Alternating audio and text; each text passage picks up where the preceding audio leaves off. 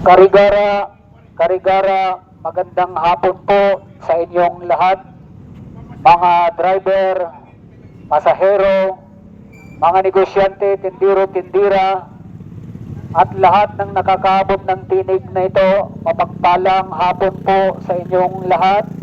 Ang kapayapaan ng Diyos nawa inyong tanggapin sa inyong mga puso at dalhin sa inyong tahanan.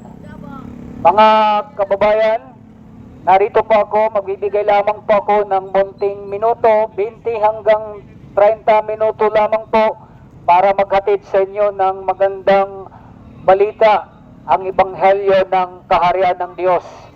Huwag po kayong magambala at magalala, wala pong lalapit sa inyo para manghingi ng pera o sobre ng dahil sa pangangaral ng salita ng Diyos. Ano man po ang inyong ginagawa, ituloy lamang po ninyo, tuloy ang buhay. Sa panandaliang oras at panahon, tayo po ay nangangaral ng salita ng Diyos sapagkat ito po ang pangunahing utos ng ating Panginoon. Sa aklat ng Mateo 28:16-19 na sinasabi, "Humayo kayo at gawin ninyong mga lagad ang lahat ng bansa. Sila'y inyong bautismuhan sa pangalan ng Ama, ng Anak at ng Espiritu Santo, at turuan nyo sila sa lahat na pinag-uutos ko sa inyo. Tandaan ninyo ako'y kasama ninyo hanggang sa katapusan ng sanlibutan." Ang pangangaral po ng salita ng Diyos ay wala po sa panahon o hindi man panahon, sapagkat sinasabi po ng banal na kasulatan, sinabi ni Apostol Pablo, ikalawang Timoteo 4:2, na ipangaral ang salita ng Diyos na papanahon man o hindi. Ang kailangan ko lang po sa inyo, mga kababayan, ang inyong munting pakikinig. Konti lamang pong minuto ang aking ipapahayag, sapagkat sinasabi po ng banal na kasulatan, sinabi po ng ating Panginoon sa aklat ng Lucas 11:28 na higit na mapalad yung nakikinig ng salita ng Diyos at tumutupad nito. Muli po, sinabi ng ating Panginoon sa 8:47 ng Juan, sinabi ng ating Panginoon, ang mula sa Diyos ay nakikinig ng salita ng Diyos. Ngunit hindi kayo mula sa Diyos, kaya hindi ninyo pinakikinggan ng salita ng Diyos. Naparito po ako para doon sa mga taong naisiligtas ng Diyos dahil ang tao, kaya po pinapangaral ang salita ng Diyos. Kung inyo pong nakikita itong tarpaulin, ay meron pong tinatawag na dagat-dagatang apoy o impyerno. Kaya po ipinapangaral ang salita ng Diyos na walang bayad, dahil nangangailangan ng mga tao ng kaligtasan, maniwala man tayo o hindi, bilang karapatang nangangaral sa mga oras na ito, sapagkat sinasabi ng ating batas ng Pilipinas, 1987 Constitution Article 3, Section 5, na ang kalayaang pagpapahayag ng mabuting balita ay para sa lahat ng tao. Pero hindi po ako naparito para kumbinsihin kayo kung ano man ang aking pananampalataya o relihiyon. Dahil ang salita ng Diyos, ito po pagbibigay paalaala at babala sa mga taong nabubuhay pa sa ngayon ay meron po siyang pupuntahan pag siya nawala sa mundong ito. Maaari tayo'y nagpapasalamat sa mga oras na ito dahil tayo binigyan pa ng buhay, tayo'y nakakahinga. Tayo ay namumulat pa at gumigising ng maaga at tuloy-tuloy. Pero merong ibang mga tao na hindi na po gumigising at kinukuha na ang kanilang buhay sa iba't ibang kaparaanan, sa sakit, sa disgrasya o ano paman, at mga digmaan at ibang mga kalamidad, nawawalang tao. Kaya kung bakit ipinapangaral ang salita ng Diyos, mga kababayan, upang bigyan babalang mga tao, dahil ang kanyang pupuntahan, ang kanyang kaluluwa ay meron pong pupuntahan, ang tinatawag na dagat-dagatang apoy o impyerno, at meron naman pong kaharian ng Diyos na inaasam-asam sa lahat ng sinumang mga tao. Kaya ang pangangaral po ng salita ng Diyos, ito, inuulit ko, ito po'y libre at walang bayad. Wala pong lalapit sa inyo para bigyan ng sobre tumingin ng pera, dahil ang banal na kasulatan nagtuturo po na ipangaral ang mabuting balita na walang bayad. Yamang tinanggap ninyo na walang bayad, ibigay naman ninyo na walang bayad. Dahil ang kaligtasan ng tao ay wala pong bayad. Ang buhay na walang hanggan ay wala pong bayad. Nagpapasalamat po tayo kung tayo'y gumigising, sapagkat binibigyan pa tayo ng pagkakataong mabuhay sa mundong ito at makarinig ng salita ng Diyos. Inuulit ko, mula sa Diyos ay nakikinig ng salita ng Diyos.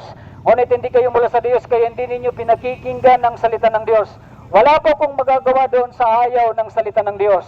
Ngunit kung ikaw pagsikapan mong makinig ng salita ng Diyos, sinasabi sa aklat ng Kawikaan 1:33, saan ka man naroon, saang sulok ka man naroon na naaabot ng tinig ng pangangaral na ito, sa iyong pakikinig sa munting minuto, 20 hanggang 30 minuto lamang po ito, ay pinagsikapang mong makarinig ng salita ng Diyos, ikaw po ay ilalayo sa lahat ng uri ng kasamaan dito sa sanlibutan.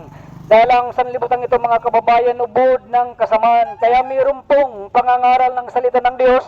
Ito po ay magandang balita. Dahil ang lahat ng tao, mga kababayan, hindi nila namamalayan ay papunta na pala sila sa dagat-dagatang apoy. Kaya kung bakit sinabi ni Apostol Pablo sa unang Timoteo 2:3-4, sinasabi po doon, ito ang mabuti at nakalulugod sa Diyos na ating tagapagligtas. Naibig niya ang lahat ng tao ay maligtas at makaalam ng katotohanan. Ang ibig pong sabihin, mga kababayan, ng tao ay nangangailangan ng kaligtasan. Dahil ang kaligtasan ito ay nauukol po sa ating kaluluwa. Ang tao po ay mayroong kaluluwa. Itong ating katawan, pinagsisikapan nating magtrabaho araw at gabi para mabuhay sa mundong ito hanggang 80, 90, sobra 100, kung papalarin pa ay mapalad na po tayo. Ngunit alam nyo ba, pagka namatay ang tao, sinasabi sa aklat ng Hebreo 9:27, minsan lamang ang tao ay mamatay, pagkatapos nito ay paghukom. Ibig sabihin, ang buhay ng tao ay isa lamang, pakaingatan po natin ito. Bagamat inaalagaan ang ating katawan, ngunit hindi naalagaan ang ating kaluluwa. Ito po ang kalulunos at kawaawa kung tayo po ay hindi mapupunta sa kaharian ng Diyos, bagkus papunta sa kapahamakan na tinatawag na impyerno. Kaya po, tayo ay magpasalamat sa Diyos sapagkat sinasabi sa aklat ng mga ngaral, chapter 12:7, alalahanin mo siya bago man balik sa lupa ang ating katawang lupa at ang espiritu ay magbabalik sa Diyos. Sa makatuwid, mga kababayan, kung bakit ka humihinga, kung bakit ka may buhay, ito'y pinahiram lamang sa atin ng Diyos. Kaya bago man tayo lagutan ng hininga, alalahanin na po tayo, meron tayong Diyos na tagapagligtas, na ibig niya ang lahat ng tao ay maligtas at makaalam ng katotohanan. Maligtas ng inyong kaluluwa, huwag mapunta doon sa dagat-dagatang apoy. Dahil ang tao hindi na mamalayan anuman ang kanyang relihiyon. Dapat magkaiba-iba man ang ating pananampalataya, ngunit hindi na mamalayan na ginagawa ng kanyang buhay, ginagawa ng kanyang kaluluwa, ay papunta na pala siya sa dagat-dagatang apoy. Ano po itong mga kasalanan sa Diyos kung bakit ang tao hindi mapupunta sa kaharian ng Diyos? Sinabi ng ating Apostol Pablo sa aklat ng Roma 3:23, sapagkat ang lahat ay nangagkasala nga at hindi nakaabot sa kaluwalhatian ng Diyos. So ibig sabihin ng mga tao, dahil makasalanan, lahat tayo nagkakamali, lahat tayo marumi sa harapan ng Diyos. Ngunit ang mga ito, kapag ang tao nalagutan ng hininga at hindi pa nakapagsisi at nakapagbaliklog sa Diyos at nagbagong buhay, yun ang sinasabi kanina ni Pablo, 9:27, minsan lamang ang tao ay mamatay, pagkatapos nito ang paghuhukom. At ang espiritu na pinahiram sa atin kung bakit tayo buhay ay babalik sa Diyos. Kung ang ating katawang lupa na inaalagaan natin, ito ay babalik sa lupa, sapagkat sinasabi sa Genesis chapter 3:19, yamang salabok ka nang galing, salabok ka rin babalik. Ang kalunos-lunos tayo po, yung kaluluwa po natin, haharap po sa hukuman ng ating Panginoon. Ito po ang bibigyan buhay na walang hanggan kung ikaw sumusunod sa kalooban ng Diyos, buhay na walang hanggan doon sa kaharian. Ngunit meron naman pong buhay na walang hanggan doon sa dagat-dagatang apoy, yung mga taong hindi naniniwala at sumasampalataya na may Diyos na tagapagligtas. Itong Diyos na tagapagligtas, mga kababayan, ay bumaba sa lupa ng katwang tao, nangaral na sinasabi, at siya'y pinako sa krus, namatay at nabuhay sa ikatlong araw, at muling umakyat sa kataas-taasan, at muling magbabalik anumang oras na hindi natin namamalayan. Ibig sabihin, ipinapangaral ang salita ng Diyos, habang hindi pa bumabalik ang Panginoon, tayo po ay maging handa. Ipaghanda po natin ang ating kaluluwa. Kung tayo naman po ay lagutan ng hininga, ang ating kaluluwa haharap po, mabuti man o masama, sa hukuman ng ating Panginoon. 2 Corinthians chapter 5:10, mabuti man o masama ang ating ginagawa, tayo'y haharap sa hukuman ng Panginoon. Kaya po, kung bakit sinabi ng ating Apostol Pablo, for all have sinned and come short to the glory of God. Dahil ang tao, ang akala niya ay pupunta siya sa langit, ngunit nang dahil sa kasalanan, ito po ang nagiging hadlang sa pagpasok natin sa kaharian. Hindi namamalayan ng tao ay papunta na pala siya sa dagat-dagatang apoy na kung bakit ipinapangaral ang salita ng Diyos. Kaya dapat ninyong malaman at iwasan ang mga bagay na ito upang tayo'y makapasok sa kaharian ng Diyos. Dahil ang lahat ng tao, kapag ginagawa niya ang mga bagay na ito, na mga labag sa kalooban ng Diyos, ay hindi po siya makakapasok sa kaharian. Ano po ito mga kababayan? Sinabi po ni Apostol Pablo sa unang Korinto 6:9 hanggang 10, sinasabi niya, ito po ang sinabi ng ating apostol na mga taong hindi makakapunta sa kaharian ng Diyos. Hindi ba ganinyo alam ng mga makasalanan ay walang bahagi sa kaharian ng Diyos? Ang lahat ng mga nakikapid, mga sumasamba sa Diyos-Diyosan, mga nangangalunya, mga nakikipagtalik sa kapwa lalaki at sa kapwa babae, mga magnanakaw, mga sakim, mga nanglalait ng kapwa at lahat ng mga nandaraya ay walang bahagi sa kaharian ng Diyos. Kaya mga kababayan, kung ito inyong napakinggan sa mga oras na ito, mahal ka ng Diyos, anuman isa doon na meron kang ginagawa, itigil mo na po. Habang hindi ka pa nalalagutan ng hinga, habang hindi pa bumabalik ang Panginoong Jesucristo, tayo po ay magbago, meron pa tayong pagkakataong magbago, magsisi, baguhin natin ang ating sarili dahil hindi po makakapasok ang mga gumagawa ng gayon. Kaya mga kababayan, nang dahil sa ating kasalanan, lahat ng tao ay makasalanan. Romans chapter 3 verse 10, wala matuwid, wala kahit isa.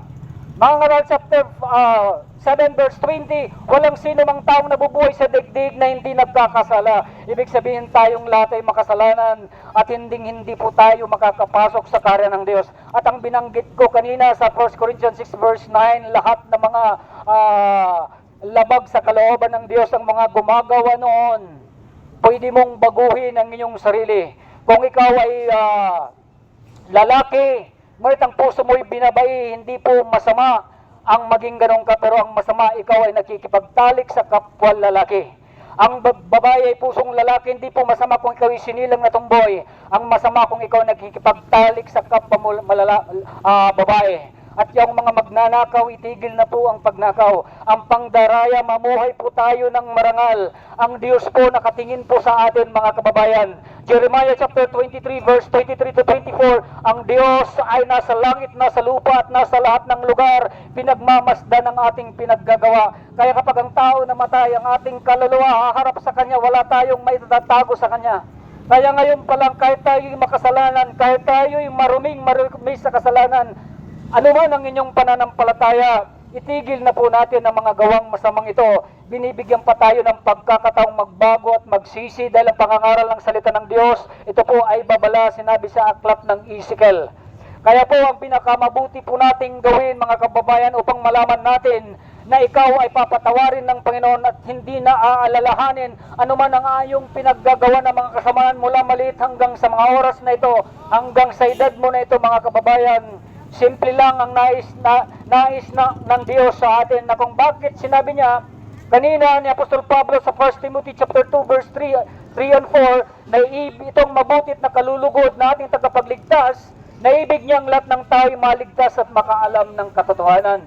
Makaalam ng katotohanan na meron pong dagat-dagatang apoy upang makaiwas po tayo dito. Tayo po'y magbago at magsisisi at ang gagawin natin, sinabi ni Apostol Pedro chapter 2 verse 38, pagsisihan natin ang ating mga kasalanan at tayo'y magpabautismo sa pangalan ng Jesucristo upang patawarin ang inyong mga kasalanan at tanggapin ninyo ang Espiritu Santo. 16 ng Marcos, ang sumampalataya at mabautismohan ay maliligtas. Maliligtas ang inyong kaluwa na huwag ka mapunta sa dagat-dagatang apoy o imperno.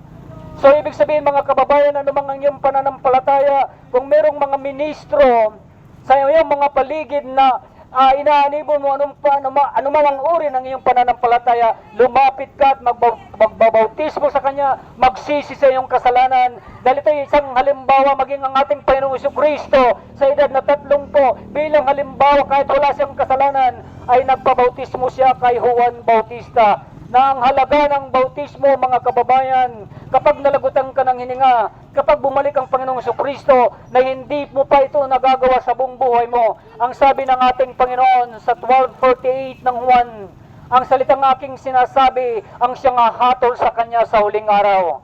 Kaya huwag ka nagmang patumpik-tumpik, huwag mo nang pag-alinlangan ng iyong pananampalataya, kung anong kakulangan sa iyong pananampalataya, ganapin mo ito upang ikaw ay maligtas.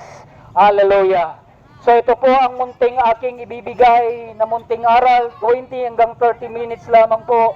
Kaya saan ka man naroon na nakakaabot ng tinig ng pangangaral na ito, meron pa tayong pagkakataong magbagong buhay, magsisi at magbalik loob sa tunay na Diyos. Itong Diyos na aking pinapakilala, walang iba, ang ating Panginoong Jesucristo na ipinako sa krus, na kung bakit siya binigay niya ang kanyang bugtong na anak, na ang sino man sa kanya sumampalataya ay huwag mapahamak, kundi magkaroon ng buhay na walang hanggan. Sapagkat ang tao ay papunta sa pagkapahamak, ngunit ang pagsampalataya at pagtupad sa mga utos ng Panginoon, ito po ang makakabigay paraan upang tayo ay makapasok sa kaharian ng Diyos. Pagtupad sa kanyang kalooban, na kung bakit sinasabi niya sa 7:21 ng Mateo, na hindi ang lahat na tumatawag sa kanya ay papasok sa kaharian ng Diyos, kundi yung lamang sumusunod sa kalooban ng Diyos. Kaya itong mga kalooban, mga kababayan, sa lahat ng aking binabanggit na mga salita ng Diyos, magbasa po kayo ng Biblia, magbasa po kayo ng banal na kasulatan. Doon po makikita ang mapa upang tayo makapasok sa kaharian ng Diyos. Doon po din po makikita ang ating mga karumal-dumal na ginagawa, lalabag sa kalooban ng Diyos, na pwede nating baguhin ang ating sarili at sumunod tayo sa kalooban ng Diyos. Kaya mga kababayan, tulad ng sinabi ko, munting minuto at oras lamang ang aking ipapahayag. At least ang mga salitang ito nakaabot sa iyong mga puso, anuman ang inyong reliyon o pananampalataya. Ako po ay nag-encourage sa inyo, magbasa po kayo ng banal na kasulatan, magbasa po kayo ng Biblia upang tayo ay magkaroon ng tiyak na kaligtasan. Maraming salamat po sa inyong munting pakikinig. Hanggang sa muli, ang pagpapala ng Diyos naway dalhin sa inyong tahanan at tanggapin ang kapayapaan. Magandang hapon po sa inyong lahat. Salamat po sa inyong pakikinig.